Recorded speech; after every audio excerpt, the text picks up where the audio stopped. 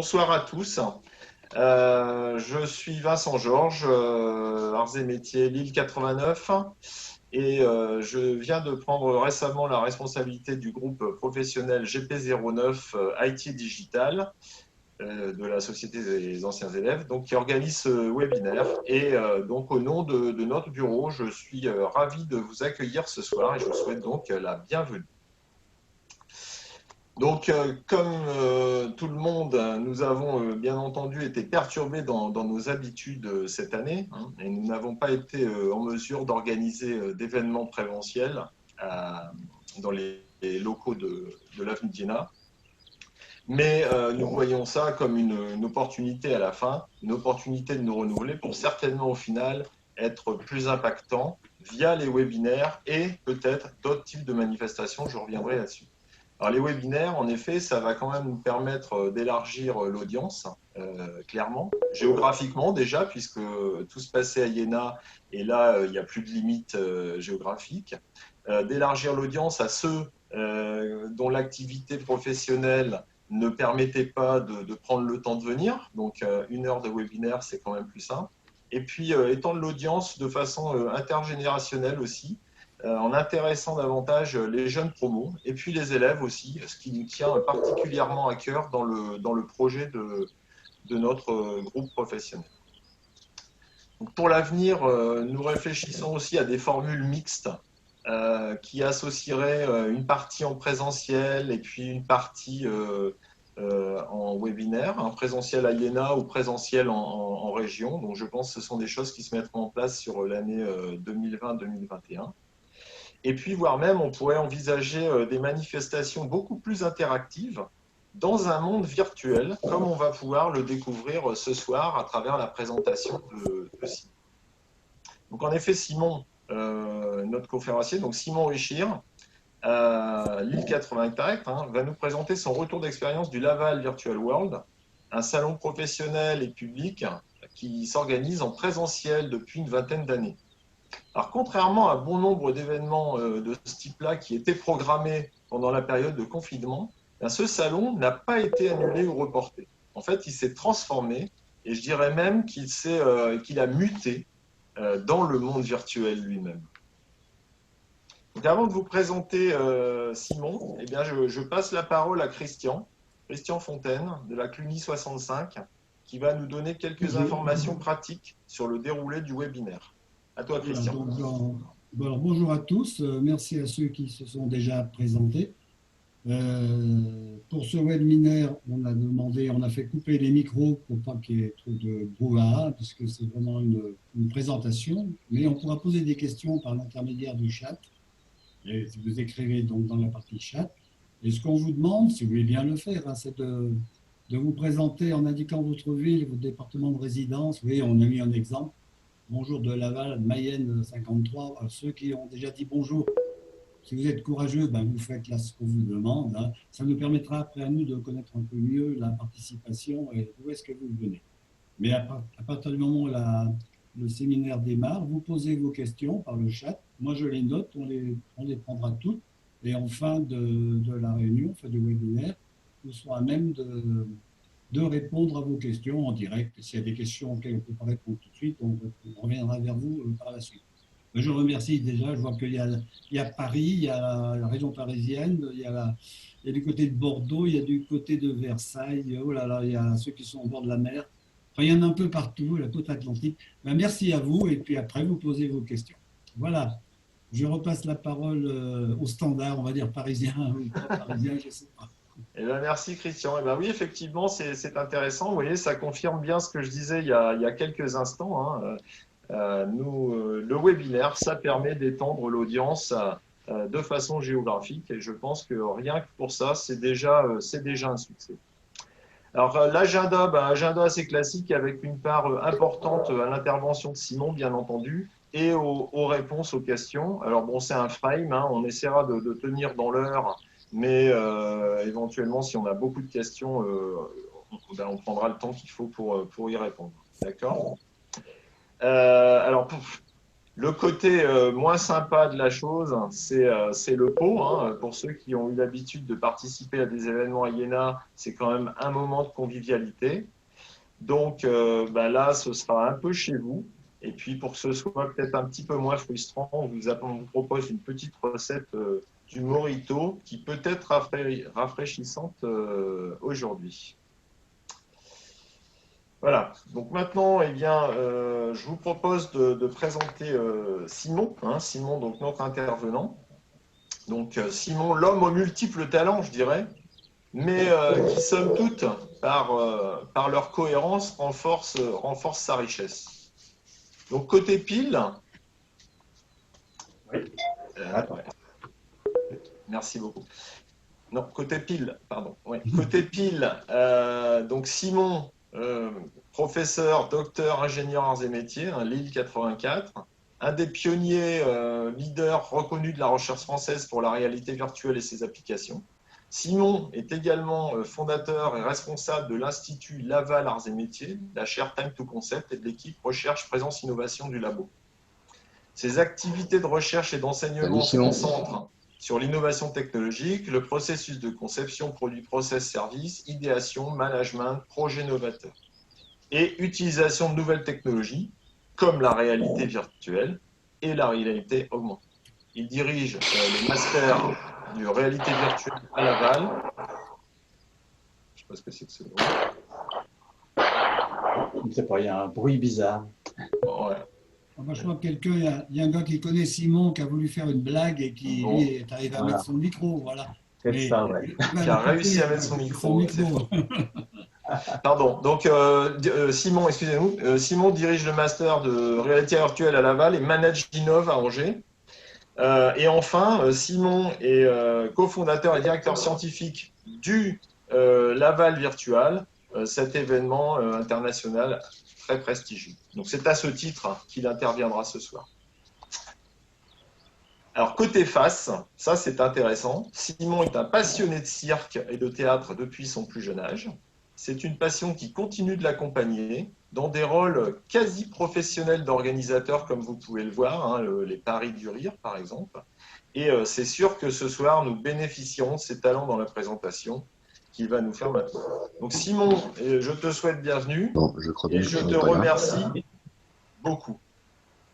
Merci beaucoup. Merci de couper vos micros quand vous entrez. Là, il y a quelqu'un qui est en train de parler. C'est à moi de parler. OK. Merci beaucoup. Je commence avec 3 chiffres. 11 000, 6 800 et x5. Alors, à votre avis, qu'est-ce que ça veut dire? Qu'est-ce que c'est que ces chiffres que vous voyez sur votre écran? Eh bien, 11 000, c'est le nombre d'inscrits qu'il y a eu au Laval Virtual World cette année, donc qui a remplacé l'événement physique, l'événement Laval Virtual que nous avons dû annuler. Voilà, c'était début avril, donc c'était difficile de le maintenir. Donc 11 000 inscrits, 6 800 qui se sont transformés en avatars. Vous voyez qu'il y a une petite déperdition. Alors, déperdition, peut-être que leur DSI ne les a pas autorisés à installer cette application. Peut-être qu'ils n'avaient pas assez de réseau ou un ordinateur trop vieux. Donc 6 800 avatars dans le monde virtuel. Et puis x5, eh ben, c'est une bonne surprise. C'est-à-dire qu'on a multiplié par 5 l'impact médiatique de Laval Virtual. Laval Virtual a habituellement un gros impact médiatique national et international. Là, ça a été 5 fois plus sur les réseaux. On a vu que ça. Et on a eu beaucoup plus de nationalités, comme je vous le dirai un peu plus tard. Alors, juste une petite vidéo, hop, After Movie. Voilà, donc j'ai coupé le son, je vais la commenter en direct. Juste quelques images. Vous voyez là le monde virtuel. Il y a eu donc plus de 11 000, 11 200 inscriptions.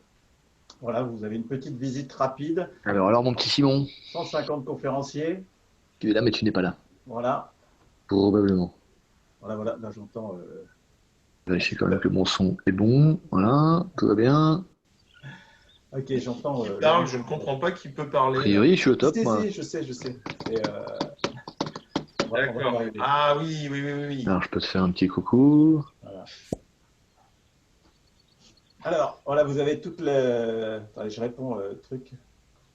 Il parle à lui-même, Simon, mais ça c'est bien. Ouais, c'est bien. Non, Nous avons un invité spécial. Nous avons un invité spécial qui va arriver, qui est déjà là en fait. Voilà, c'est ça. Donc voilà, vous avez donc toute Je te dis la bonjour. vidéo. Mais moi, je Recto t'entends pas. Verso, Hein. c'est le Festival d'Avignon, Festival Pas qu'on se serre d'Avignon la main. des technologies immersives. 150 nationalités représentées. Le bain de minuit, allez, super. Le feu d'artifice. Voilà, on peut faire tout ça dans un monde virtuel.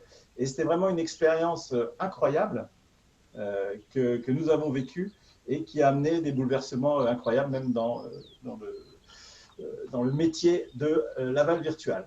Alors, ce que je vais vous proposer, c'est tout de suite de se téléporter dans le monde virtuel. Donc, je vais vous partager mon écran et je vais vous emmener directement dans le monde virtuel. Boum, et voilà. Et bonjour à tous. Alors, attendez, je vais mettre mon micro pour que Laurent nous entende aussi. Ah, Alors, ça y bonjour à est. tous. Salut Laurent. Alors, attends, je suis à l'envers, je suis en view. Donc là, j'accueille les gens. Alors, vous voyez, on a rencontré Laurent Chrétien dans le monde virtuel. Je vais vous faire Bonjour à un petit tous. coucou. Voilà, bonjour à tous. Allez, moi aussi, je te fais un petit coucou. Voilà. Voilà, ok. Tu veux qu'on se serre la main? C'est F3, Bon, je crois. pourquoi C'est pas, ça. si tu veux. C'est sympa, que c'est très Covid. Voilà. Alors, attends, on va le refaire parce qu'on n'était pas synchro là. Hein. Voilà, si, c'est bon. Vas-y, F3. Ah ouais, ok. Voilà, alors vous êtes dans le monde virtuel. Alors je vais remettre la caméra normale. Voilà, si vous arrivez dans le monde virtuel, voilà comment vous voyez le monde virtuel. Vous vous déplacez avec les petites flèches. Et là, voilà, je croise Laurent Chrétien, donc qui est directeur général de Laval Virtual. Et je pense que vous l'entendez tous, puisqu'on l'entendait même avant quand on avait démarré la conférence. Alors Laurent, petite question. Bonjour Là, à il y a tous. Ouais. une quarantaine de participants là, à la conférence. Est-ce que tu peux nous dire quel impact le Laval Virtual World a eu sur les entreprises exposantes, les entreprises peut-être des visiteurs, et puis sur l'entreprise Laval Virtual elle-même? Donc, si tu peux nous dire comme ça en 2-3 minutes. Ouais, alors pour les entreprises, soit exposantes, soit partenaires, soit si tu peux fermer ton micro, Ouais, ok. ouais, comme ça je j'ai pas le retour. Voilà. Oui, donc pour les entreprises partenaires et exposantes ainsi que visiteurs, quoi, je crois qu'on a autorisé, on a permis, alors que tout le monde était confiné, bah, le fait de pouvoir se rencontrer, le fait de pouvoir continuer de faire du business, et je crois que globalement ils étaient tous satisfaits. On a eu, par exemple, notre partenaire principal, Microsoft, a fait quand même 1200 contacts utiles par jour sur 3 jours. C'est quand même assez remarquable. Et voilà, ça a permis de garder le lien. Hein. C'est ce qu'on fait pendant l'événement physique et c'est ce qu'on a pu faire pendant cet événement virtuel. Du coup, ça nous a aussi évidemment fait nous poser beaucoup de questions sur comment est-ce que ces univers virtuels vont aussi bien dans le domaine de l'événementiel comme celui que nous pratiquons permettent d'améliorer les événements physiques et peut-être même d'en changer, non pas de les remplacer. Enfin, le but c'est pas du tout de les remplacer, c'est plutôt d'augmenter et d'amplifier la valeur d'un événement parce que on touche des cibles différentes, parce qu'on peut aller plus loin à l'international, parce que en termes d'impact CO2, bah, évidemment, il y a moins de déplacements internationaux. Et puis aussi, ça questionne, dans un autre champ, hein, qui est celui voilà, du bureau, ça questionne le triptyque, espace de travail dans l'entreprise, espace de travail virtuel, puisque on commence à avoir dans le Laval Virtual World des entreprises et des structures qui prennent des bureaux à demeure, j'allais dire, pour venir y travailler et rencontrer des gens. Donc voilà. Et puis l'espace de travail à la maison, hein, voilà. Donc le télétravail a aussi amplifié et augmenté cette interrogation sur comment est-ce que ces univers virtuels demain et aujourd'hui, on le voit bien, puisque déjà on a, je sais pas, au moins une cinquantaine de demandes d'organisation d'événements pour compte de tiers, hein, pour des corporates, pour des agences événementielles, pour des organisations diverses et variées, des congrès. Voilà, donc on accompagne le mouvement, on est évidemment en veille sur toutes les plateformes qui peuvent exister et qui permettent d'organiser soit des événements, soit de pouvoir télétravailler. Voilà, enfin j'espère que j'ai répondu à ta question, Simon. Hop, je remets mon micro. Bah oui, parfait, parfait Laurent. Donc je me suis mis à côté de toi pour mettre en vue avatar. Hein. Voilà, je vais me passer en normal caméra. Bien, merci Laurent pour cette intro. Je vais emmener tout le monde faire un petit tour dans le Laval Virtual World et puis je vais te laisser piloter toute cette transformation qui se passe au niveau de Laval Virtual grâce au monde virtuel et je vais tenter de l'expliquer à nos amis ce soir. Voilà. Ok, eh ben, bonne découverte et à votre disposition si vous voulez en savoir plus. Ciao, Merci, ciao. Laurent. Super. Ok. Voilà l'applaudissement. Donc, vous avez vu qu'on peut, comme ça, piloter un peu ces avatars. Donc, quand on arrive dans le monde virtuel, voilà, on se promène hein, juste avec les flèches du clavier. On arrive ici. Et puis, juste un petit truc que je voulais faire découvrir. Parce que là, en fait, je suis en train de parler dans le monde virtuel. Donc, tout le monde m'entend à la ronde. Là, bon, voilà, peut-être à une cinquantaine de mètres, les gens peuvent m'entendre. Donc, ce n'est pas très confidentiel. Mais si je veux être en confidentialité, eh bien, je vais dans des petits cercles bleus comme ça. Voilà, là, il y a un petit cercle bleu qui me permet de m'asseoir. Hein. Je peux directement m'asseoir là sur la chaise, par exemple. Et puis, voilà, je vais parler avec des collègues tranquillement et en toute confidentialité puisque je suis dans une zone bleue. Voilà, je voulais vous montrer cette chose-là.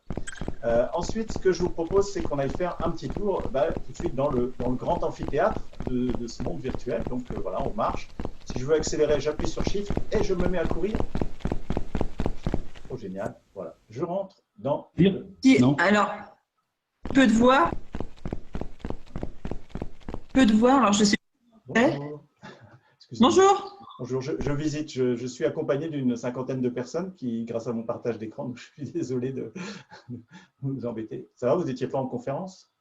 Non, pas encore. Bon, ça va, excusez-moi. Alors, je ne fais que passer. Donc, chers auditeurs, chers téléspectateurs, je vous montre voilà, la vue depuis la scène. Et donc, quand j'arrive sur la scène, j'ai un outil de présentation qui me permet d'afficher sur l'écran derrière moi tout ce que je veux présenter. Et si j'attends énormément de monde, je peux configurer la salle différemment. Alors, je la remettrai après, hein, ne vous inquiétez pas. Et par exemple, je peux diminuer le nombre de sièges de la salle. Comme ça, vous voyez le mur qui s'approche. Et puis, bien sûr, je peux aussi agrandir cet amphithéâtre. Voilà, je vais le remettre parce que voilà, les organisateurs de l'événement suivant vont m'en vouloir. Voilà, vous voyez, vous pouvez vraiment… là, on est en train d'étudier pour faire la rentrée des arts et métiers ici, au moins à Angers, voire carrément la rentrée nationale avec les 1500, voilà, 1500 élèves. Voilà. Et puis, il y a quelque chose que je voulais vous montrer aussi. Donc là, j'ai des pouvoirs spéciaux, vous voyez, parce que je suis sur la scène. Mais par contre, vous pouvez vous interroger de dire, mais est-ce que je vois quelque chose quand je vais tout au fond de la salle? Donc, je vais vous proposer d'aller tout au fond de la salle. Voilà, je vais monter les escaliers, je vais même accélérer. Ah, voilà. Je me mets tout en haut de la salle. Et qu'est-ce que je vois en haut de la salle? Ah, effectivement, l'écran est un peu petit. Donc, vous me dites, même si je descends, bon, c'est pas terrible, je ne vois pas grand-chose. Eh bien, il y a une petite loupe magique, c'est au bord de l'écran, il y a une petite loupe là-bas. Et voilà, et on peut zoomer l'écran et d'un seul coup la voir. Bonjour Isabelle. Donc, voilà, ça c'est quand même super pratique voilà, pour bien voir une conférence, même si vous êtes 1000 ou 2000 dans la salle, eh bien, vous pouvez voir l'écran. Tu m'entends Isabelle? Oui, ça y est, j'ai oublié de débrancher mon écran à côté, et maintenant ça marche. Bonjour. D'accord. Alors, je vais couper mon micro dans le monde virtuel, comme ça. Eric n'est pas arrivé? Non, il n'y a personne à part Daniel. Voilà, vous voyez, donc bon, là, je suis en train de préparer. Je vais faire l'installation des on va partir. Est-ce que tu peux couper le volume du monde? Ah, ok, ouais. Alors, je vais aller dans un autre. Parce qu'il y a des gens dans la salle. Hein. Oui, oui, tout à fait. Bon, alors, attends, il faut que j'arrête le partage à ce moment-là. Je vais aller dans une meeting room. Elle est où le truc voilà. On va se téléporter ailleurs. On va essayer de voir. Voilà. Voilà. Là, c'est plus calme. Il n'y a personne. Voilà. Et donc là, vous avez une autre partie de ce monde virtuel qui est très pratique, puisque en fait, c'est un ensemble de salles confidentielles, conviviales. Hein, c'est-à-dire que hop, vous entrez là-dedans, et puis là, vous pouvez vous faire une réunion avec différentes personnes. Vous pouvez même fermer la porte si vous voulez vraiment être tranquille, que personne ne vous dérange. De toute façon, personne n'entend ce que vous dites. Vous avez fermé la porte. Et puis derrière, vous pouvez configurer la salle comme vous le souhaitez. avec 4 sièges, sans siège directement, voilà, là plutôt espace salon, et puis espace bureau si vous voulez faire un bureau. Bien sûr, vous pouvez utiliser les écrans et puis afficher ce que vous voulez sur les écrans. Là, par exemple, je ne sais pas, bah, voilà, tiens, je vais mettre des logos des arts et métiers sur les écrans. C'est très, très simple. Voilà, ou là, le My Word. Voilà. Donc, très facilement, hein, vous partagez des PDF, par exemple, des images, voilà ce que vous partagez. Et hop, là, je rouvre la porte. Oups, je peux sortir, super. Et puis, voilà. Donc, ça, c'est un monde, par exemple, Microsoft avait, lors du Laval Virtual World, réservé toute une partie comme ça de monde qui permet aussi d'avoir des salles de conférence, comme ici, avec un petit hall d'accueil, et puis une salle comme ça qui vous permet de... Alors, ce n'est pas comme le grand amphi, c'est un peu moins grand. Et puis, vous avez différentes configurations de salles que vous pouvez choisir. Là, par exemple, si vous êtes plutôt dans une formation, vous allez pouvoir mettre plutôt des bureaux. Là, si vous voulez faire une séance de discussion, un brainstorming, etc. Voilà, différentes solutions. Ou carrément la grande table de réunion qui est assez pratique. Hein, quand on organise comme ça une réunion avec 20, 30, 40, 50 personnes, voilà, une salle comme ça, c'est vraiment très pratique. Et puis, donc, on se balade et on rencontre les gens. C'est ça qui est extraordinaire dans le monde virtuel. C'est, voilà, comme on a rencontré Laurent Chrétien tout à l'heure, eh bien, voilà, on peut partager, on peut chatter, on peut bavarder. On se met dans une zone bleue si on veut être un peu tranquille. Voilà. Et puis, dans ces zones bleues, on peut déclencher des vidéos. Par exemple, si vous voulez faire de la pub pour un produit, etc., vous déclenchez une vidéo automatiquement dès que vous entrez dans un espace virtuel comme celui-là. Voilà, voilà. Qu'est-ce que je peux vous présenter? Bon, allez, on va sortir un peu parce que la grande différence, là, pendant le confinement, on a été on était tout le temps en train de faire du Zoom, du Skype, du Teams, et puis on n'arrivait pas à sortir dehors, on n'avait pas le droit de sortir dehors. Et là, dans le monde virtuel, l'intérêt, c'est qu'on peut sortir dehors et on peut aller, par exemple, sur le terrain de foot. Donc, je me téléporte, parce qu'en plus, on est dans la téléportation virtuelle, le rêve absolu. Voilà, donc je suis sur le terrain de foot, vous voyez, c'est assez sympa, je vois la mer, je suis juste à côté de la plage, on ira faire un petit tour sur la plage après. Et puis, voilà, donc là, il y a un ballon, je peux jouer au ballon. Et quand je rentre dans le terrain de foot, c'est une zone aussi particulière, puisque je peux déclencher une vidéo. On peut faire un événement festif. Pendant le Laval Virtual World, on avait fait un événement festif le soir, après les conférences. Donc, il y avait des recettes de cocktails qui s'affichaient en partenariat avec VNB, une boîte mayonnaise, et donc voilà, qui permettait aux gens de faire leur cocktail. Puis quand je m'approche du ballon, et ben voilà, je peux viser, tac, et puis je dis, ah, et voilà, j'ai tapé dans le ballon. Je voulais vous montrer aussi le mur, là, le grand mur qui est assez sympa. Parce qu'en fait, bon, là, on l'a nettoyé, mais quelque part, ce mur servait à mettre des tas de post-it. Les gens ont mis des tas de post-it. Là, je vais vous montrer, par exemple, voilà. Avec votre avatar, vous faites sticky notes et vous arrivez à mettre un post-it sur le mur. Et voilà, sur le post-it, vous tapez ce que vous voulez, hein, ce que vous avez envie de taper. Voilà. Hello, voilà. Et vous changez la couleur du post-it, tout ce que vous voulez, vous le laissez. Vous pouvez en mettre un deuxième à côté. Voilà. Et donc ça, c'était assez sympa. On a retrouvé des post-it dans le monde virtuel un peu partout. On peut même le mettre au sol si on veut. Voilà. On en a retrouvé partout, même sur le phare hein, qu'on voit là-bas au bout. Il y avait des gens qui étaient montés en haut du phare et qui avaient mis plein de petits post-it très sympas. On a passé un beau moment, c'est trop super, trop génial, on reviendra, etc. C'est vrai que c'est un peu étonnant dans ce monde virtuel, c'est que on s'y accroche, on a envie d'y rester. Alors maintenant, on va aller faire un petit tour sur la plage. J'accélère. Et là, on va passer dans la nuit. Ah oui, pourquoi dans la nuit? Eh bien parce qu'on va pouvoir regarder un feu d'artifice. Alors ça va faire un peu de bruit, je suis désolé. Hop, voilà. Et donc par exemple, on va avoir un joli feu d'artifice dans la nuit. Sympa, on peut monter en haut du phare, on peut regarder tout autour, on peut regarder tout ce qui passe. Alors là, il y a bien sûr des trucs proches, mais on ne pouvait rien ajouter de particulier. Alors ça fait un peu de bruit, donc je vais vous emmener en bateau. Voilà, remonter dans le bateau. On va faire un petit tour en bateau. On va s'éloigner du feu d'artifice parce qu'il fait un peu de bruit. On va sortir de la nuit.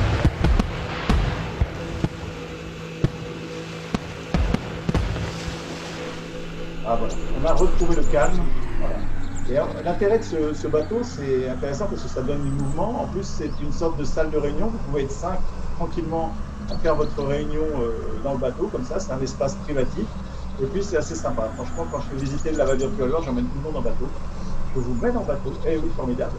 Et voilà, c'est assez sympa. Et comme le mouvement facilite la créativité, si vous voulez organiser une séance de créativité, je vous conseille d'aller en bateau. Alors, on va passer dans la zone feu d'artifice. Alors, on peut faire un petit peu de bruit, mais on va descendre rapidement du bateau. On va passer à la pression. Et boum, voilà, je descends. Ah, voilà, un petit espace privatif. Là, je peux parler. J'entends encore le feu d'artifice. Donc voilà. Alors maintenant, je vais vous déporter. Hop.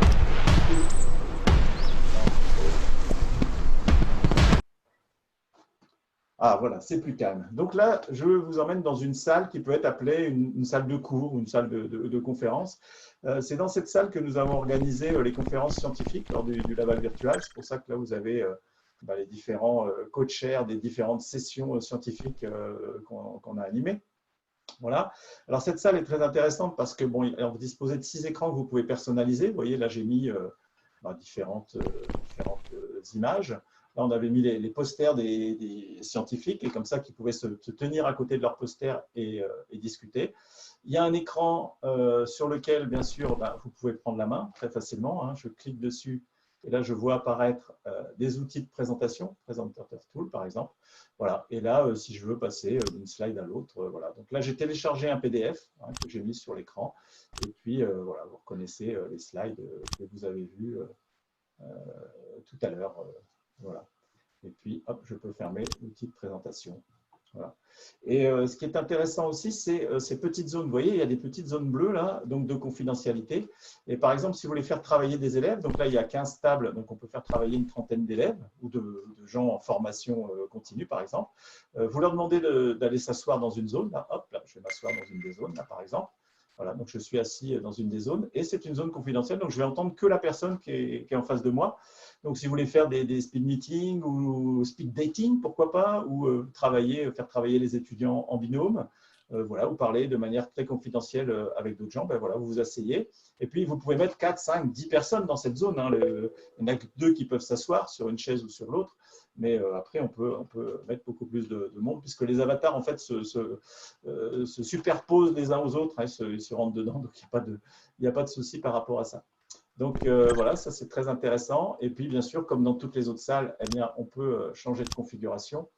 Hop, on peut enlever tout ce qu'il y a dans la salle. Et puis voilà, par exemple, ça nous permet de faire un peu de sport, par exemple, si on a envie de courir. Alors j'aimerais bien faire une expérimentation par rapport à ça, parce que il y a eu des scientifiques qui ont démontré qu'en fait, le fait d'imaginer faire du sport permet de se muscler et de faire comme si on faisait du sport. Et donc, j'aimerais bien un jour tester, peut-être avec des étudiants, de faire une expérimentation, de dire, voilà, j'en ai 30 qui courent dans le monde virtuel, 30 qui font rien et 30 qui vont en salle de musculation. Et puis, voir à la fin si, quelque part, on voit qu'ils ont développé une certaine musculature. Voilà, donc c'était la visite du monde virtuel. Voilà, donc peut-être que… Ah oui, tiens, je peux vous montrer un truc qui me fait toujours rigoler. Dans le chat public du monde virtuel, si par exemple je tape / et je tape orn, il y a des petits secrets qui font que… Voilà, mon avatar peut faire ça et je peux même le faire danser. Là, je crois que ça a été fait.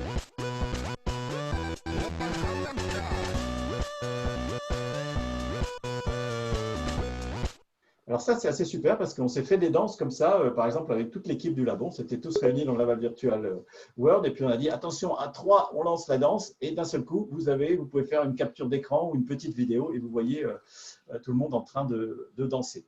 Donc voilà, je vous ai fait une visite rapide du monde virtuel.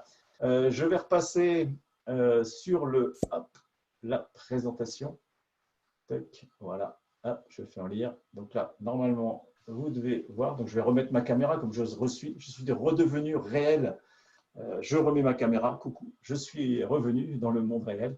Alors, il faut que tu gardes ta voix, hein, Simon, parce qu'il y a énormément de questions qui arrivent. Donc, super. Voilà. Ah ben, génial, super, super, merci beaucoup. Alors, hop, on va passer à la suite. Bon, alors ça, c'était les slides de sécurité, si jamais on ne pouvait pas voir. Alors, au fait, qu'est-ce que la réalité virtuelle, la réalité augmentée? Parce que l'aval virtuel, c'est quand même, ce sont les rencontres internationales de la réalité virtuelle, de la réalité augmentée. On a démarré ça en 99, quand ces technologies n'étaient pas encore très connues.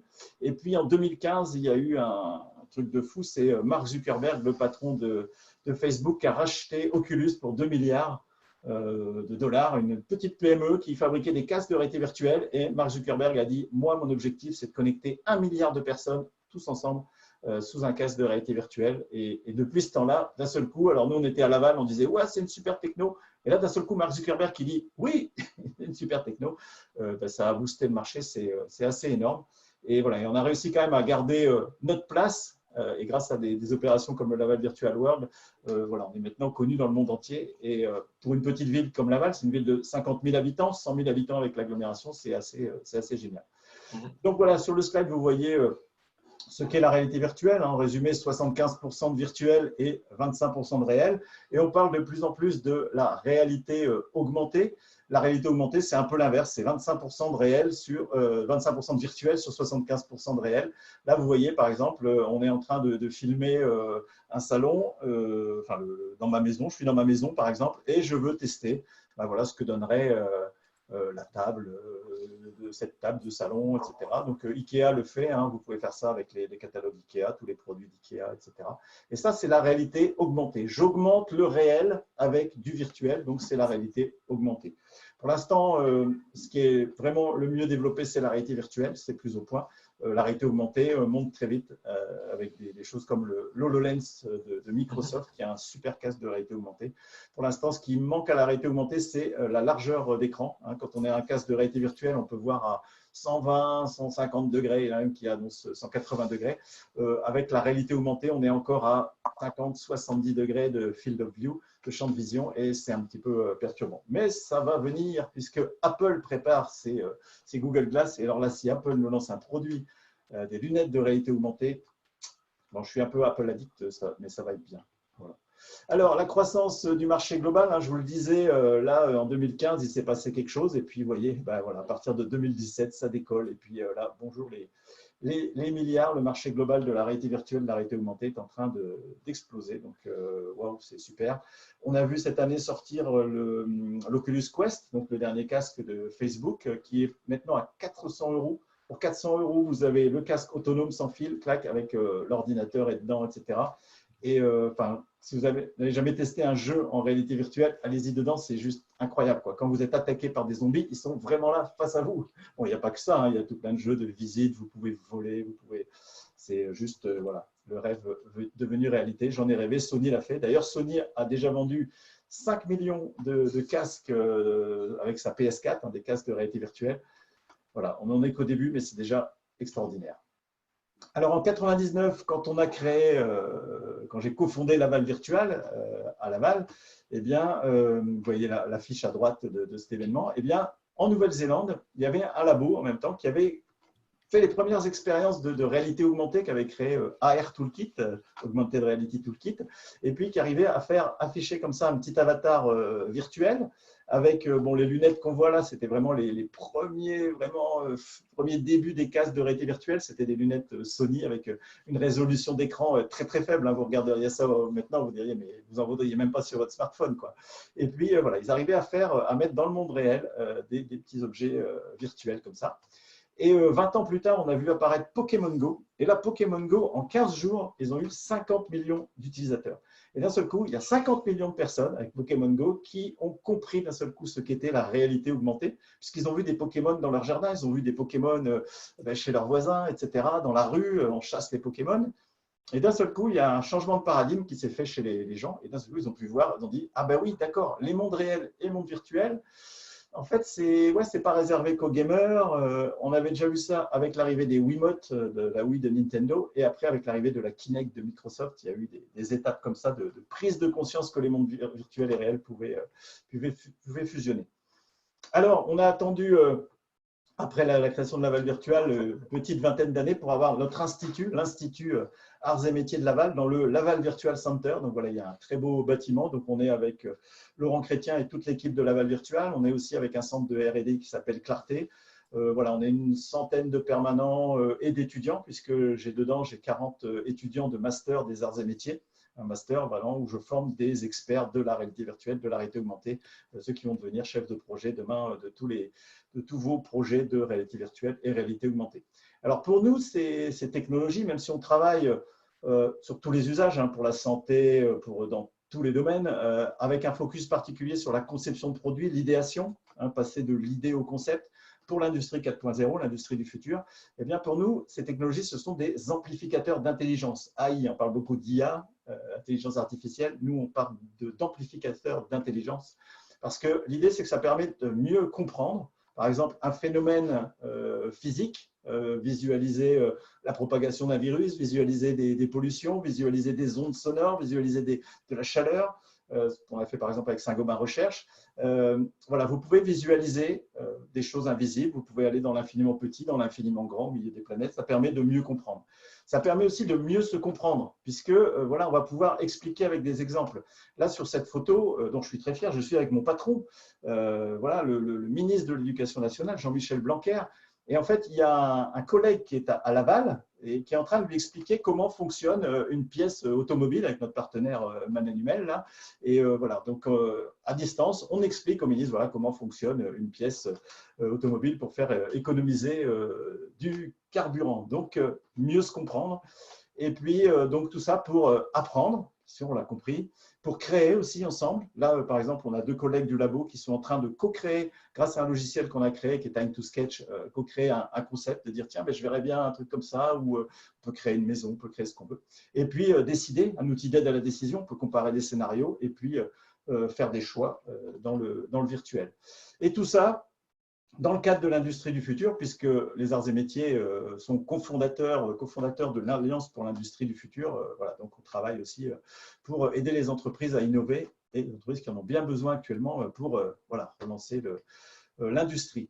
Alors pour conclure, je ne sais pas combien j'en suis, j'ai oublié de lancer mon chronomètre, bien sûr, évidemment. Ah, c'est bon, c'est bon. C'est bon. Ok, je vais vous raconter une belle histoire. Et en fait, pourquoi je vous raconte une histoire? Parce que j'ai appris que les histoires facilitaient la mémorisation et la compréhension, car elles suscitent des émotions. Parce qu'on a tous entendu des histoires depuis qu'on est tout petit. Donc, une histoire, ça commence par « Il était une fois ». Donc, il était une fois une manifestation mondiale qui s'appelait Laval Virtual. Voilà, dans pas un petit village, une petite ville, pas vraiment près de la mer, mais entre Paris et Rennes, sur la ligne LGV, 1h10 de Paris maintenant, grâce à la LGV. Voilà, il y avait une manifestation mondiale et tous les ans, l'équipe de Gaulois, non, ce n'était pas une équipe de Gaulois, mais tous les ans, depuis 1999, eh bien, l'équipe organisait le Laval Virtual. Avec un succès croissant, puisque la première année, on avait dû avoir peut-être 6 000 ou 8 000 visiteurs. Et là, en 2019, 21e édition, 21e année, on était à 18 500 visiteurs. Voilà, 323 exposants, 127 conférenciers, 9 000 m² d'exposition. Et ça sur 5 jours, 3 jours professionnels pendant la semaine et le week-end. Ouverture au grand public, donc des gens qui viennent un peu toute la France, beaucoup de Laval bien sûr, où on a des experts de la réalité virtuelle depuis 20 ans, vous imaginez, et on a des générations Laval Virtual voilà, qui ont fait tous les Laval Virtual et qui sont maintenant dans le master, comme mon fils d'ailleurs par exemple. Et, voilà. Et puis voilà, donc Laval maintenant est au cœur de l'écosystème mondial de la réalité virtuelle et voilà, ça on en est très fiers. Donc, mais un jour survint le Covid, comme dans les histoires, soudain il y a le méchant qui arrive, voilà, le Covid-19, voilà, la Covid-19, pardon. Alors, l'équipe Laval Virtual décida de ne pas se laisser abattre et de virtualiser le salon. Voilà, c'était un rêve qu'on avait depuis longtemps. On y avait déjà pensé il y a quelques années en disant wow, « ça serait bien un salon virtuel, un salon de la réalité virtuelle en virtuel ». Ben là, finalement, voilà, on l'a fait. Et donc, en moins d'un mois, tout ça, c'est assez exceptionnel puisqu'on a annulé début mars et puis le salon était mi-avril, quoi. Donc, le temps de faire tout ça.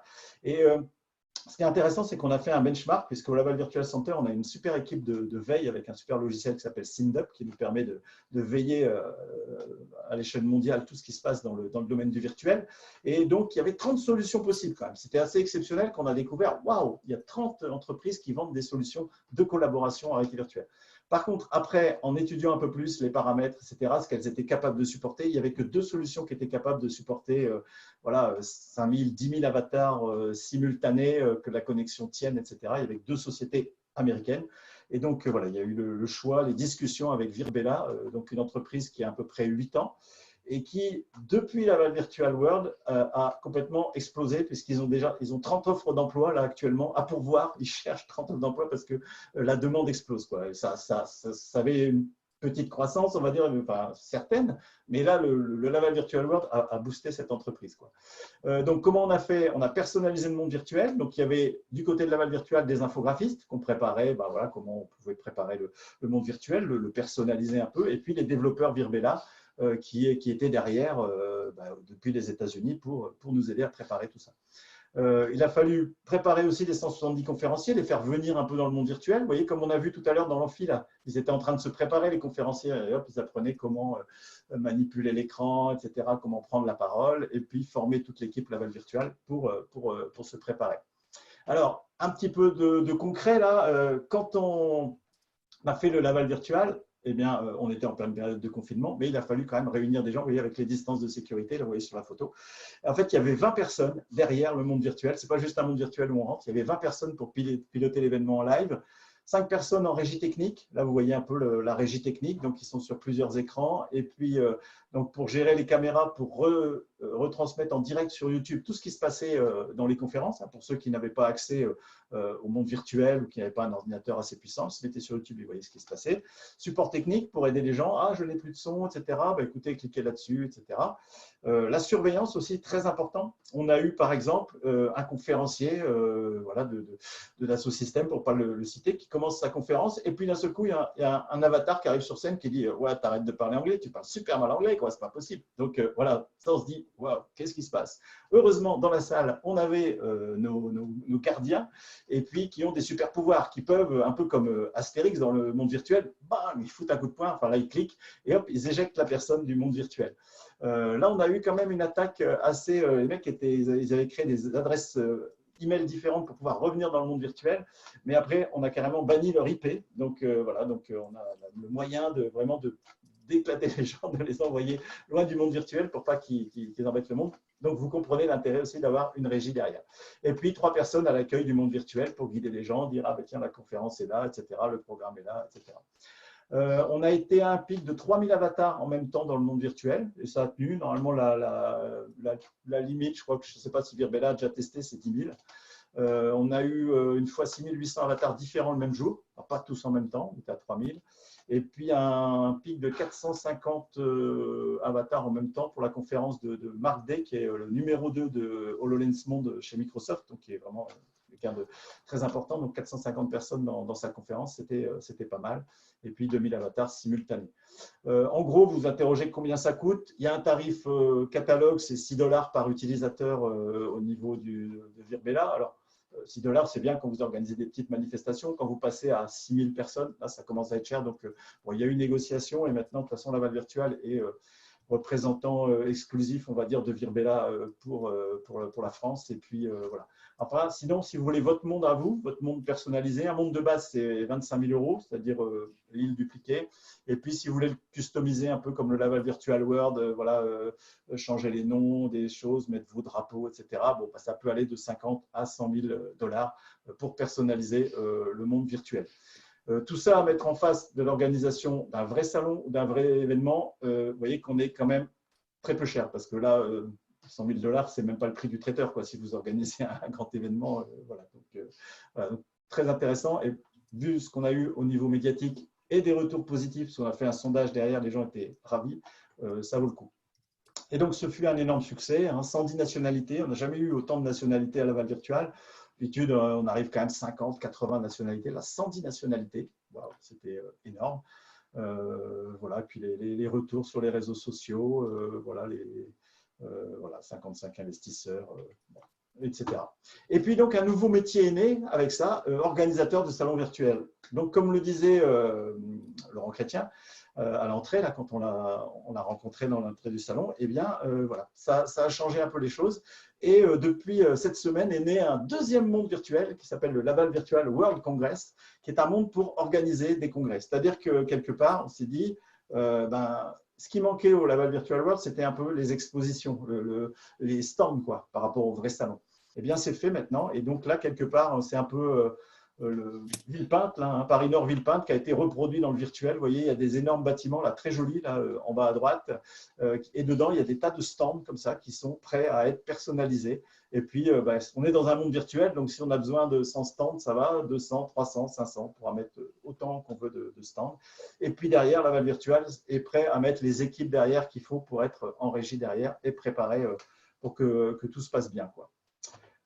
Voilà. Et puis donc depuis ce jour, puisqu'on est toujours dans l'histoire, hein, depuis ce jour, il existe un salon réel et un salon virtuel. Et le prochain Laval Virtual du 14 au 18 avril 2021, où on sera en réel, parce que là, bon, voilà, le Covid aura disparu, on aura le salon réel et le salon virtuel qui restera en parallèle. Et donc, voilà, comme on termine une histoire, ils vécurent heureux en Mayenne et eurent de nombreux salons. Voilà, c'est le côté happy end de l'histoire. Juste pour conclure, 6 points à retenir peut-être. Alors, j'en ai trouvé 6, vous en avez peut-être trouvé d'autres, on le verra dans vos questions. Déjà, une expérience incroyable pour les organisateurs. Franchement, on n'imaginait pas que ça allait nous emmener là où ça nous a emmenés, quoi. On disait, bon, ben voilà, il y aura peut-être, je ne sais pas, 1000 personnes qui vont venir nous voir. Et puis, voilà, comme on a vu toutes les conférences internationales qui sont passées sur Zoom ou même certaines ont fait un peu sur VRChat, sur certains trucs, mais ça n'a jamais été le grand succès. Là, c'était incroyable. Et puis, une expérience mémorable pour les visiteurs. Moi, je me souviens de moments que j'ai passés dans le Laval Virtual World qui étaient assez incroyables. J'ai rencontré des gens, là, comme on a rencontré Laurent tout à l'heure, je m'en souviens comme si je les avais rencontrés dans la vraie vie. Je ne sais pas pourquoi, mais je ne sais pas, il se passe quelque chose. Le fait qu'on pilote un petit avatar, voilà, ça nous change de toutes nos conférences, de tous nos Zooms, de tous nos Skypes. Ça, voilà. Et là, j'attends la rentrée avec impatience je vais tester les cours dans les salles comme ça, les salles de cours du Laval Virtual World avec les étudiants des arts et métiers. Ça va être assez sympa. Donc, je pense qu'on a un besoin de convivialité dans toutes ces réunions en téléprésence. Bon, le coût est relativement réduit par rapport à ce que ça coûte d'organiser un événement en vrai. Et puis, surtout, le dimanche soir, on s'est dit, enfin, ce n'est pas le dimanche soir, là, c'était le vendredi soir, d'habitude, c'est le dimanche soir.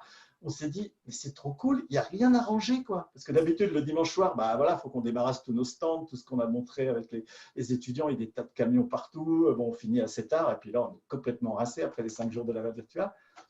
Là, c'était génial, on était tous sur la plage, on parlait, tout ça, on disait, ouais, c'était trop génial quand même, etc. Il y en a qui étaient jusqu'à 3 h du matin, qui continuaient à parler sur le terrain de foot ou la plage. Donc, c'était vraiment une expérience voilà, assez incroyable, quoi. Et perspective, un monde virtuel arts et métiers, moi c'est un peu mon rêve. Donc doucement, là peut-être que le 28 novembre, on aura les journées portes ouvertes nationales arts et métiers, alors pourquoi pas avec les alumni, et pourquoi pas faire demain les conférences professionnelles des groupes professionnels en jumeau numérique dans le Laval Virtual World, c'est-à-dire plutôt que vous inscrire là sur Zoom qu'on vous envoie le lien. Vous venez avec votre avatar et puis vous entrez dans une salle. Tiens, il y a le GP IT and Digital qui organise une conférence. Puis sinon, vous allez dans une autre salle, il y a un autre GP qui organise un truc. On pourrait imaginer des trucs de fou, quoi. Et voir, voilà, faire des tas de choses. Oh là, plein d'idées. Ok, allez, je ne sais pas combien de temps j'ai mis. J'ai peut-être un peu dépassé. Ouais. Et, je vous laisse la parole pour les questions maintenant. Voilà. C'est quand même dans les temps, donc ça va quand même. On va y arriver. Merci Simon. Hein. Je reprends la parole, Christian, et puis après je te redonnerai la parole. Ce que j'ai fait, je les ai regroupés. Alors il y a certaines où je peux répondre, mais tu pourras compléter après. Donc je préfère toutes les données groupées. Tu peux noter au fur et à mesure et puis compléter. Il y a des questions d'ordre général. Hein. On demandait si le monde, qui avait d'abord créé ce monde, a donné le nom de la société. Si on veut en savoir plus pour la shortlist, etc., les gens pourront te contacter. On demandait si c'est accessible à tout le monde. Bien sûr, c'est accessible à tout le monde. Mais en général, ce sont des sociétés ou ce sont des organismes. Mais à ce moment-là, il faut passer par le Laval virtuel et par les contacts habituels, mais tu laisseras une slide tout à l'heure. Ensuite, on demande si le monde de cet espace virtuel ici, il est fixe. Mais en fait, il est fixe tel qu'il est aujourd'hui. Je me souviens qu'on avait demandé, moi j'avais demandé notamment, est-ce qu'on pourrait, à la place du feu d'artifice fixe, le supprimer ou que ça soit optionnel. Mais pour l'instant, il est fixe, mais il est évolutif, c'est-à-dire que sur qu'il y ait des charges, la société d'Arbella peut bien sûr le compléter. C'était demandé également s'il y aura dans des prochaines versions, des prochains mondes virtuels, des exposants et des stands, je crois que tu l'as dit à toute fin, effectivement, il y aura les deux mondes qui seront là et des exposants peuvent exposer virtuellement des machines, mais il peut y avoir un mélange des deux mondes. Donc ça, c'est à peu près pour la partie générale. Il y a des questions plus techniques, on va dire.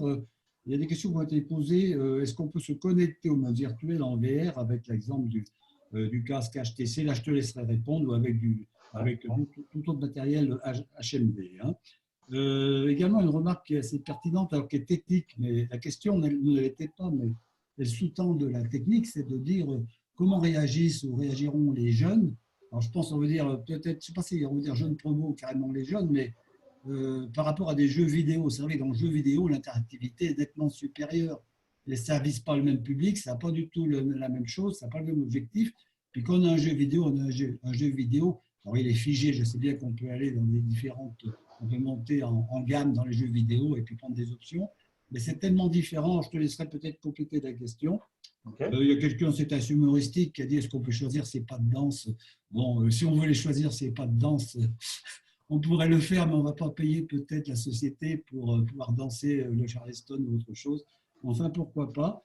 Et puis une question, moi je pense la plus technique, c'est pratiquement la dernière, après c'est des variantes, qui demandent quelles sont les limites à dépasser pour que la diffusion de la VR, de la virtual reality, se fasse largement dans l'industrie.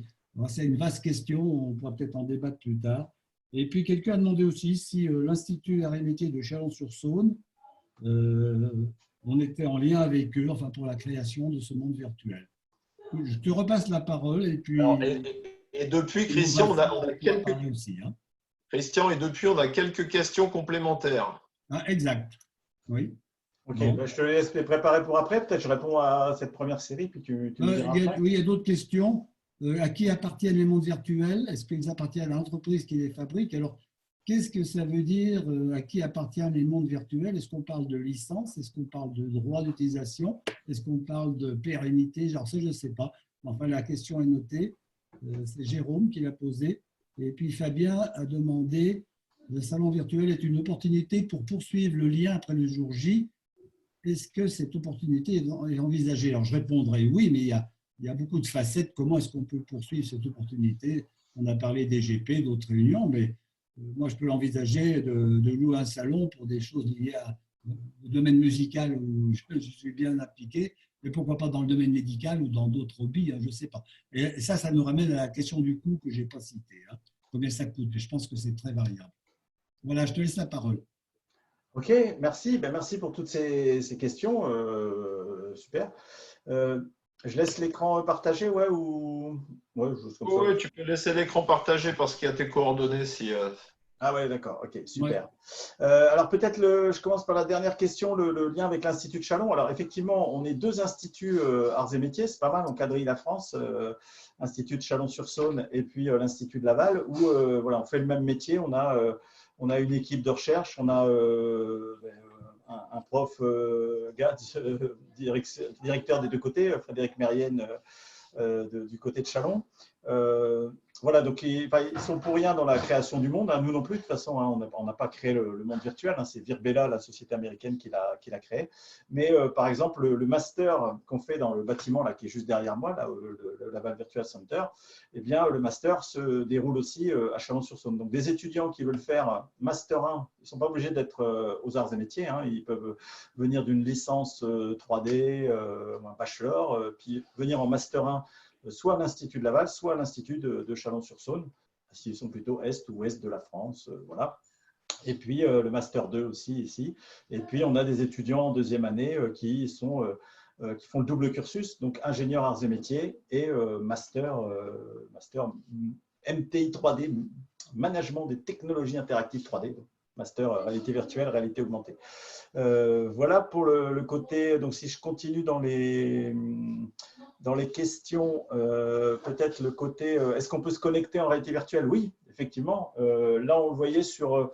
J'estime qu'il y avait peut-être 5% des avatars qui venaient visiter qui étaient connectés en virtuel. Et là, effectivement, quand on met un casque qu'on pilote l'avatar. Alors, on reconnaît les avatars dans le monde virtuel parce qu'ils sont beaucoup moins figés. C'est-à-dire quand vous êtes sous casque, eh ben, vos bras bougent. Donc, vous voyez un avatar qui commence à bouger ses bras, tout ça. Vous dites, ah, bah, tiens, lui, il est connecté sous un casque de réalité virtuelle.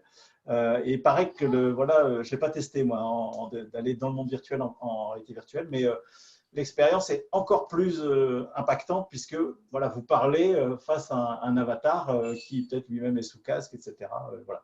Ce qui est un peu plus difficile, c'est l'accès au menu qui est plus compliqué, mais parce qu'il est quand même fait à la base pour être un truc un peu desktop. Donc, voilà. Donc, c'est tout à fait possible. Alors, les jeunes par rapport aux jeux vidéo, alors il y a beaucoup de jeunes, des ados, ça leur rappelle un monde virtuel. Alors, ceux qui connaissent, il y a eu un monde virtuel avant, il y a pas mal d'années, c'était Second Life, hein, qui s'est bien développé, qui a eu un beau succès, qui était quand même beaucoup moins interactif que celui d'aujourd'hui. Alors, les jeunes sont très à l'aise dans ce monde virtuel. Ils ont l'habitude de piloter des avatars à la première personne. Par exemple, la touche Shift pour accélérer, pour courir, bon, ça, c'est une touche, c'est habituel dans tous les jeux vidéo. Quand vous voulez accélérer votre avatar, vous appuyez sur Shift. Donc, il se retrouve complètement. Après, que la qualité graphique ne soit pas forcément celle des derniers jeux AAA, etc., bon, c'est pas très grave, parce que de toute façon, des fois, ils jouent même à des vieux jeux, à Pong, etc. Tout ça. Ce qui compte pour eux, je pense que c'est l'expérience qu'ils vivent et le fait de rencontrer d'autres gens, de pouvoir aller parler avec des gens. Ils n'auraient jamais été aux États-Unis, interviewer des gens comme Ken Bai, par exemple, qui était avec nous. Voilà, là, ils pouvaient le rencontrer, c'est-à-dire par exemple des étudiants qui, je sais pas, qui faisaient leur master sur les technologies VR. D'un seul coup, ils pouvaient l'interviewer comme ça, dire excusez-moi, excuse me, est-ce que je peux vous interviewer? C'est assez exceptionnel. Donc voilà, ils sont très à l'aise avec ces mondes-là. Ils zappent entre les écrans, etc. Ça leur semble complètement naturel. Et puis voilà, il y a beaucoup moins d'étonnement par rapport à eux. Ils disent bah oui, c'est normal, quoi. Donc là, il n'y a pas de souci et donc ça motive bien les jeunes. Est-ce qu'on peut choisir sa danse? Alors effectivement, il y a quelques danses possibles. Là, vous avez le Gangnam Style et puis on peut faire la capoeira, etc. Mais effectivement, comme le disait Christian, c'est la société Virbela qui peut programmer des choses. Alors, on est en train de voir avec la société et Laval Virtual pour que nos étudiants qui savent aussi faire ces mondes virtuels, parce qu'il faut savoir que ce monde virtuel est fait sous Unity 3D, qui est un des logiciels phares hein, de la réalité virtuelle. C'est ce qu'on enseigne à l'Institut. Dernier mois, on enseigne la modélisation sous 3ds Max et Unity 3D. Parce que ce sont les logiciels les plus utilisés dans l'industrie, dans les entreprises. Et voilà, et donc nos étudiants pourraient personnaliser un monde virtuel et puis demander à Virbela de le mettre en ligne hein, sur leur plateforme. Alors, je pense qu'il y a un cahier des charges assez précis parce que le monde doit être assez léger. Parce qu'il faut imaginer la techno qu'il y a derrière. C'est vrai que ça nous semble simple, mais on a tellement l'habitude de jouer avec des petites applications, etc. sur nos smartphones. Mais en fait, c'est super compliqué de réussir à faire cohabiter tout ça. Et surtout, de faire partager mon écran, montrer une vidéo YouTube, réussir à connecter plein de gens en même temps. Il y a du web, il y a de la réalité virtuelle, il y a de la 3D, il y a… Wow, c'est assez balèze quand même comme truc, quoi. Même après, si ça marche, nickel. Donc, voilà. Donc, ça, c'était pour choisir sa danse. Alors, les limites à dépasser pour la diffusion de la VR dans l'industrie. Alors, effectivement, la VR dans l'industrie, on a pas mal d'expérience là à Laval, puisqu'on a vu, puisque depuis 1999, on fait la promotion de la réalité virtuelle et on a vu les différentes phases arriver. C'est vrai qu'en 1999, quand on l'a créé, c'était vraiment, disons, les clients principaux, c'était les labos de recherche qui venaient acheter le dernier bras à retour d'effort à… c'était encore en francs, ouais, c'était ça, 150 000 francs par exemple, des choses comme ça, 10, 15, 20 000 euros. Et puis après, au bout de 10 ans, on a vu arriver les grosses industries, automobiles, aéronautiques, etc., qui ont commencé à s'équiper de Cave, de gros systèmes pour faire de la réalité virtuelle. Il y a eu le basculement à la 3D, c'est-à-dire le dessin 2D a plus eu droit de citer avec dans les entreprises. Alors ça, c'était un peu au début. Et puis, voilà, la simulation numérique, ce qu'on peut appeler réalité virtuelle, voilà, est entré dans les mœurs. Et puis après, troisième vague, là, la troisième vague, c'est un peu depuis 2015, on a vu arriver des systèmes pas chers. Il faut savoir que voilà, vers les années 2015, 2016, 2017, on a vu commencer à voir arriver des casques à 1 000 euros. Et il faut savoir que peut-être 1 an ou 2 ans avant, par exemple, on avait une start-up japonaise qui avait le casque, le meilleur du monde, mais alors, qui était énorme, quoi. Il fallait même un câble pour le tenir et qui valait 30 000 €, quoi. Donc, je veux dire, il y a eu d'un seul coup, poum, un peu comme la Kinect. Quand la Kinect est sortie pour capturer les mouvements, j'avais un doctorant qui faisait sa thèse, on lui avait acheté une caméra suisse Time of Flight à 7 500 €, et d'un seul coup, la Kinect arrive à 150 €. Et je vois mon pauvre doctorant complètement, oh là, mais je lui dis, mais c'est pas possible, 150 €, ça peut pas faire ce qu'on. Ben si, ça fait autant que l'autre. Et donc, il a refait ses expérimentations avec la Kinect. Ça. Donc, on a vu arriver la même chose, le fait que d'un seul coup, l'industrie dise, OK, c'est super. Et là, donc, si vous regardez maintenant, si vous allez voir les offres de HoloLens, Microsoft, donc Microsoft devient le leader actuellement de la réalité augmentée grâce au casque HoloLens. Déjà, le HoloLens 1, on n'y croyait pas, une telle stabilité, c'est juste incroyable.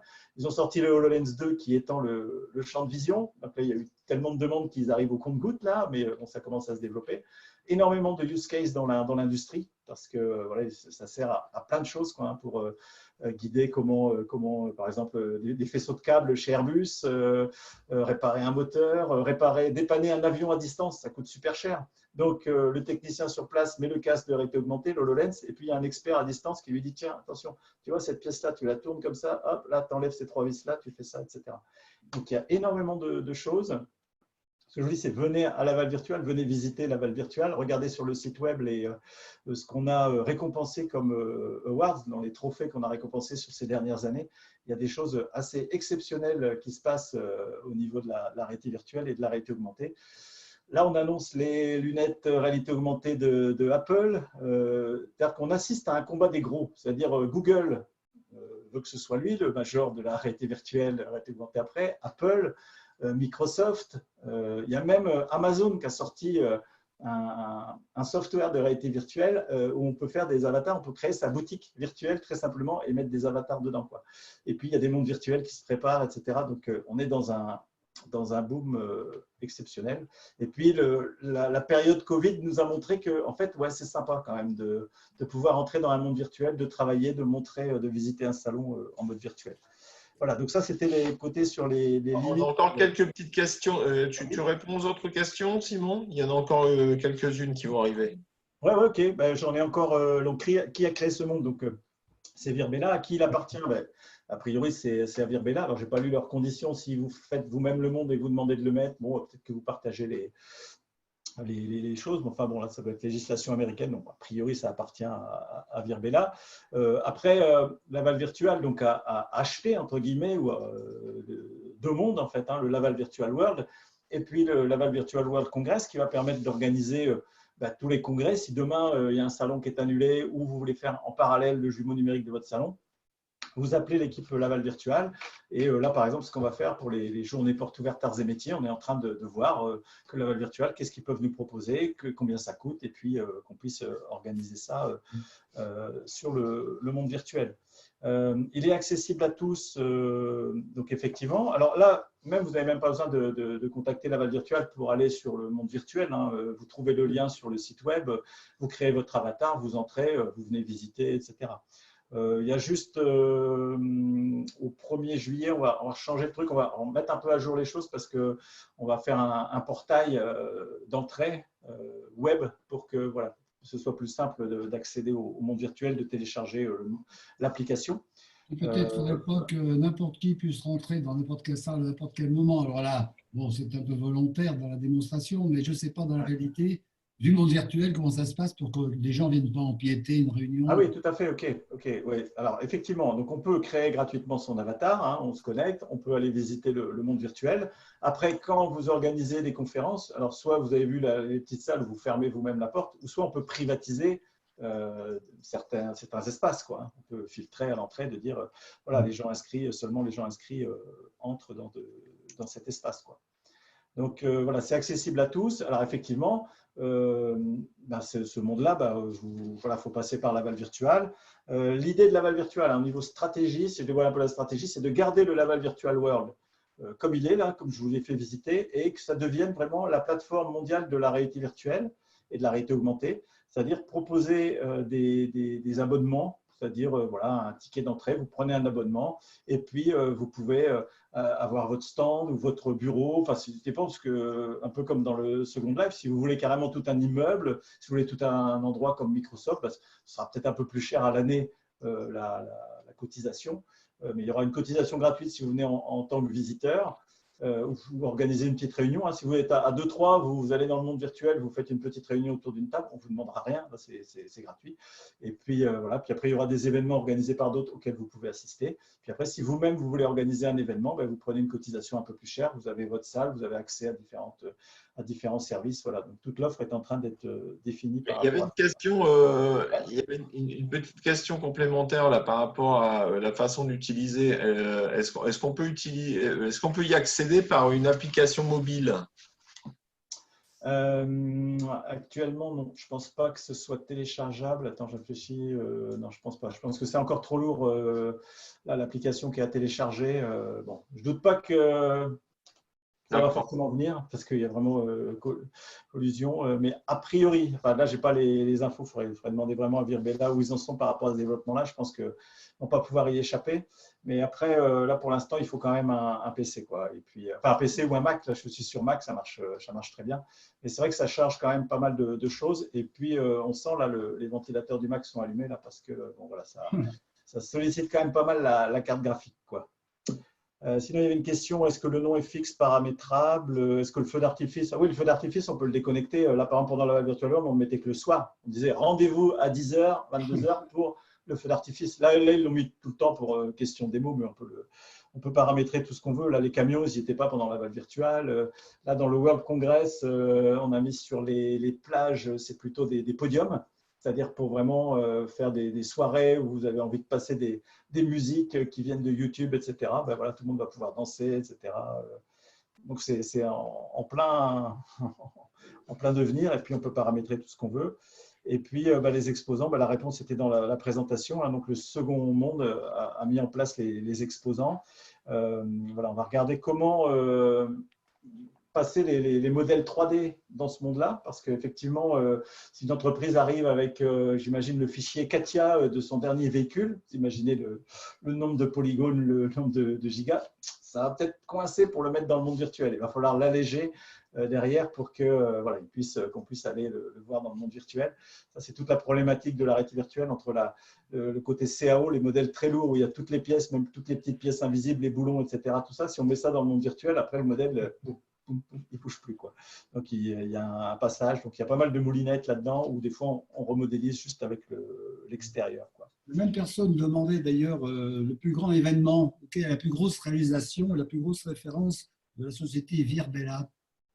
Là, ça va être le salon Laval Virtual. Hein. C'est ça la référence pour l'instant, quoi. Ils ont fait des grands trucs, hein, même aux États-Unis, tout ça, mais vraiment le plus gros truc, là où ils ont vraiment expérimenter, pousser leur plateforme assez loin, c'est avec Laval Virtual. Okay. Et c'est pour ça que voilà, ils sont motivés pour continuer avec Laval Virtual. Et puis, voilà, au niveau partenariat, puis qu'ils ont tellement d'offres d'embauche à pourvoir actuellement, quoi.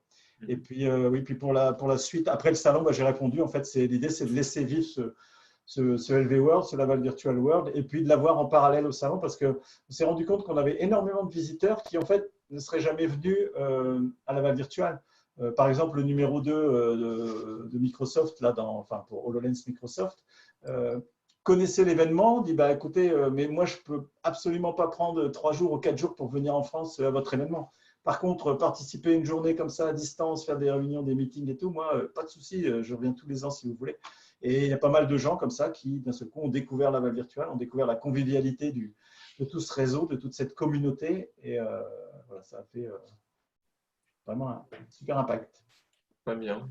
Voilà. Une dernière question qui vient d'arriver là de Luc. Quel est le temps moyen de participation de visiteurs dans une journée?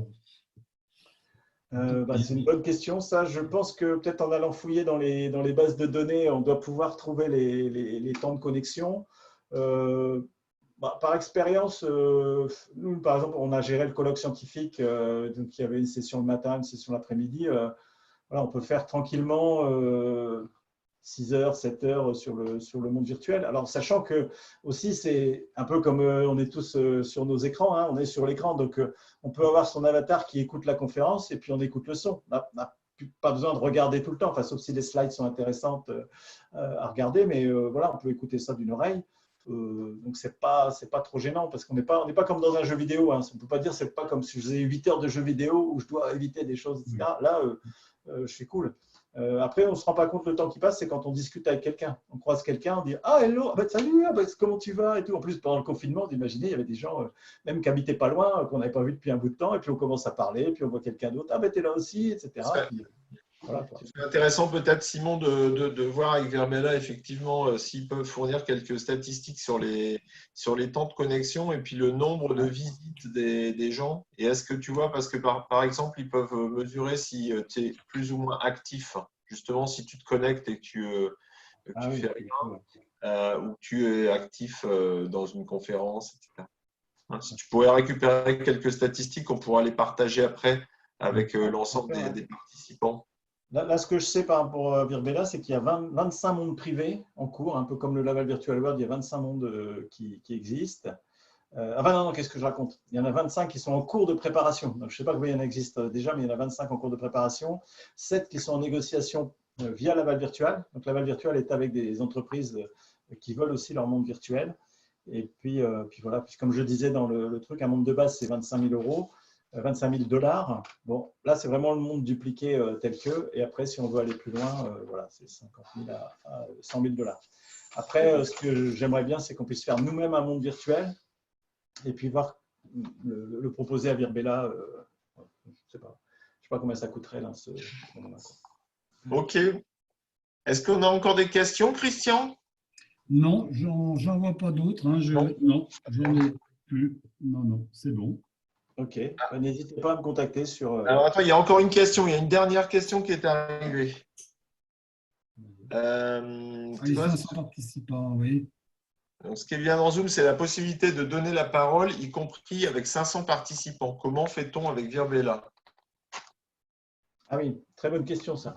Alors effectivement, pour les questions, il y a différentes choses. Vous pouvez prendre votre avatar et cliquer sur votre nom et vous mettez lever la main. Et d'un seul coup, il y a une petite main qui s'affiche à côté de vous. Et comme ça, vous pouvez, le conférencier peut passer la parole. Et je passe la parole à Simon Richir. Moi, je mets mon micro et je pose la question. Après, c'était un peu compliqué quand on était… là, on n'a jamais eu autant de monde dans nos conférences scientifiques. Hein. On a fait des pics à 150 participants. D'habitude, en vrai, dans le vrai Laval virtuel, on a 50, 80 personnes, des fois, quand on a un ponte mondial qui vient parler. Mais voilà, 150, c'était énorme. Et donc, on s'est vu que c'était assez compliqué à repérer dans tous ces avatars qui levaient la main. Donc, on a utilisé plutôt le chat.